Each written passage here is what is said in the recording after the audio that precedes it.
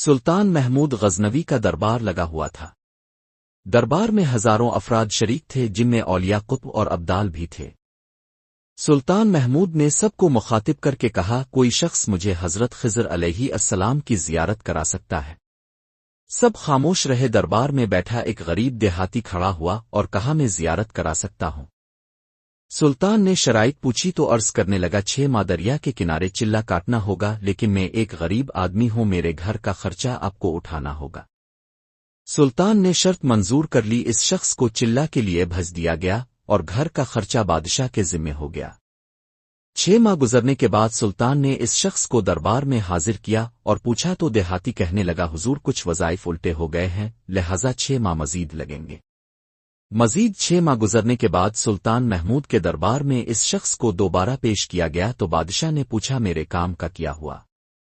یہ بات سن کے دیہاتی کہنے لگا، بادشاہ سلامت، کہاں میں گنہگار اور کہاں حضرت خضر علیہ السلام، میں نے آپ سے جھوٹ بولا۔ میرے گھر کا خرچہ پورا نہیں ہو رہا تھا، بچے بھوک سے مر رہے تھی، اس لیے ایسا کرنے پر مجبور ہوا۔ سلطان محمود غزنوی نے اپنے ایک وزیر کو کھڑا کیا اور پوچھا، اس شخص کی سزا کیا ہے؟ وزیر نے کہا، سلطان، اس شخص نے بادشاہ کے ساتھ جھوٹ بولا ہے، لہذا اس کا گلا کاٹ دیا جائے۔ دربار میں ایک نورانی چہرے والے بزرگ بھی تشریف فرما تھے، کہنے لگے، بادشاہ سلامت، اس وزیر نے بالکل ٹھیک کہا۔ بادشاہ نے دوسرے وزیر سے پوچھا، اب بتاؤ؟ اس نے کہا، اس شخص نے بادشاہ کو دھوکہ دیا ہے، اس کا گلا نہ کاٹا جائے بلکہ اسے کتوں کے آگے ڈالا جائے تاکہ یہ ذلیل ہو کہ مرے، اسے مرنے میں کچھ وقت تو لگے۔ دربار میں بیٹھے اسی نورانی چہرے والے بزرگ نے کہا، بادشاہ سلامت، یہ وزیر بالکل ٹھیک کہہ رہا ہے۔ سلطان محمود غزنوی نے اپنے پیارے غلام ایاز سے پوچھا، تم کیا کہتے ہو؟ ایاز نے کہا، بادشاہ سلامت، اب کی بادشاہی سے 1 سال ایک غریب کے بچے پلتے رہے، اب کے خزانے میں کوئی کمی نہیں آئی، اور نہ ہی اس کے جھوٹ سے اب کی شان میں کوئی فرق پڑا۔ اگر میری بات مانے تو اسے معاف کر دیں، اگر اسے قتل کر دیا تو اس کے بچے بھوک سے مر جائیں گے۔ ایاز کی یہ بات سن کر محفل میں بیٹھا وہی نورانی چہرے والا بابا کہنے لگا، ایاز بالکل ٹھیک کہہ رہا ہے۔ سلطان محمود غزنوی نے اس بابا جی کو بلایا اور پوچھا، اپنے ہر وزیر کے فیصلے کو درست کہا، اس کی وجہ مجھے سمجھائی جائے۔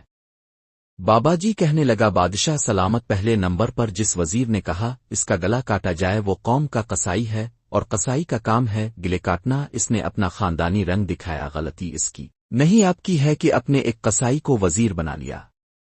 دوسرا جس نے کہا اسے کتوں کے آگے ڈالا جائے، اس وزیر کا والد بادشاہوں کے کتے نہلایا کرتا تھا، کتوں سے شکار کھیلتا تھا، اس کا کام ہی کتوں کا شکار ہے، تو اس نے اپنے خاندان کا تعارف کرایا۔ اب کی غلطی یہ ہے کہ ایسے شخص کو وزارت دی جہاں ایسے لوگ وزیر ہوں، وہاں لوگوں نے بھوک سے ہی مرنا ہے۔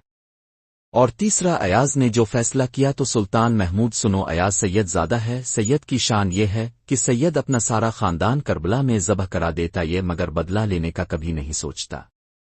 سلطان محمود اپنی کرسی سے کھڑا ہو جاتا ہے اور ایاز کو مخاطب کر کے کہتا ہے، ایاز تم نے آج تک مجھے کیوں نہیں بتایا کہ تم سید ہو؟ ایاز کہتا ہے، آج تک کسی کو اس بات کا علم نہ تھا کہ ایاز سید ہے، لیکن آج بابا جی نے میرا راز کھولا، آج میں بھی ایک راز کھول دیتا ہوں۔ اے بادشاہ سلامت، یہ بابا کوئی عام ہستی نہیں، یہی حضرت خضر علیہ السلام ہے۔